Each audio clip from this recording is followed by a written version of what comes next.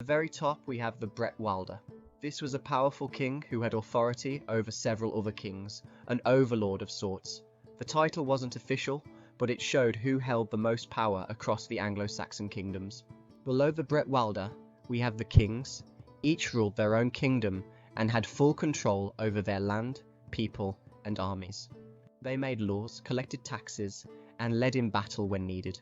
Kings could be powerful, but they still answered to the Bretwalda if one was recognised at the time.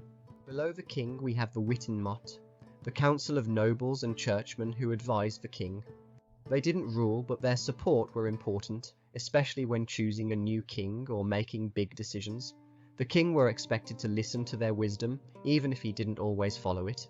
Below that we have the high-ranking nobles and church leaders. Earls were powerful landowners who ruled large areas for the king and helped keep order.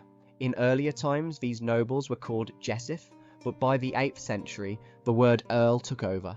Later, by the 10th century, thane became more common, sometimes used for earls with smaller lands or lower status. Archbishops and bishops were important church leaders.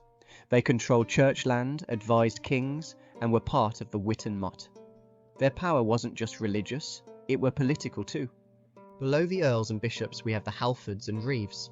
A halford, what we'd now call a lord, were in charge of a smaller area of land and the people living on it. They looked after justice, collected rent, and made sure their land stayed productive.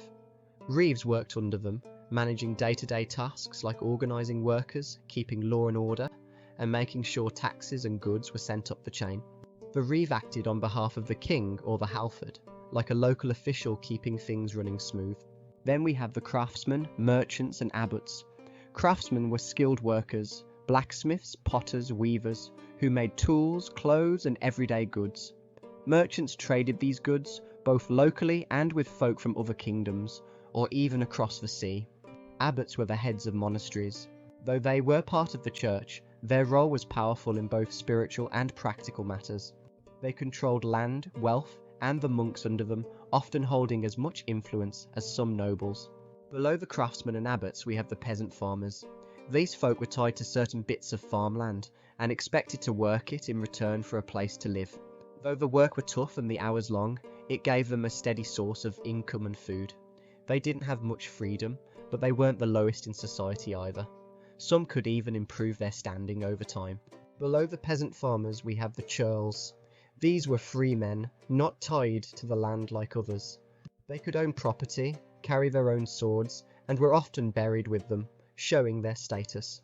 Compared to the strict class systems of the Romans, life for a churl were a lot more equal. They worked the land like other peasants, but with more rights and independence. A hard-working churl could even rise up the ranks if luck were on their side. However, many churls were poorer than peasant farmers who had steady work as they were tied to the land. So there was a balance of steady work or more freedom. Churls were free but could lack stability. At the very bottom we have the slaves. These were people with no freedom, owned by others and forced to work without pay. They could be born into slavery, captured in war, or punished into it. Slaves worked in homes, on farms, or doing hard labour.